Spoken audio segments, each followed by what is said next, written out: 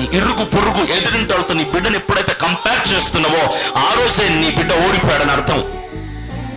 దేవుడు నీకు ఇచ్చిన బెస్ట్ ఏంటో తెలుసా? నీ బిడ్డలే. God always gives the best. ఈ మాట మనం చాలాసార్లు విని ఉంటాం, చాలాసార్లు చెప్పుంటాం. దేవుడు మనకెప్పుడు బెస్ట్ ఇస్తాడు. నేను బెస్ట్ నా ఇంటికి, నా తల్లిదండ్రులకు నేను బెస్ట్. మా అమ్మ నాన్న ఎప్పుడు అనేది వీడు గొప్పవాడు అవుతాడు, వీడు గొప్పవాడు అవుతాడు. 10వ తరగతి ఫెయిల్ అయ్యా, ఆ మాట మా అమ్మ వదిలిపెట్టలా. 3 సార్లు ఫెయిల్ అయ్యా, మా అమ్మ ఆ మాట వదిలిపెట్టలా. 10వ తరగతి 3 సార్లు ఫెయిల్ అయ్యాక పాస్ అయిన తర్వాత 4వసారి ఎవరన్నా గిఫ్ట్ ఇస్తారా? మా డాడీ నాకు సైకిల్ కొనిచ్చారు కాలేజ్ వెళ్ళమని. కాలేజ్కి వెళ్ళమని సైకిల్ కొనిస్తే ఆ సైకిల్ అమ్మేసుకుని హైదరాబాద్ కి పారిపోయాను సినిమా హీరో అవటానికి. తర్వాత ఎలాగోనో పట్టుకొచ్చారు, కానీ బలవంతం చేశాను. చచ్చిపోతాను మీరు సినిమాకి పంపించకపోతే అన్న.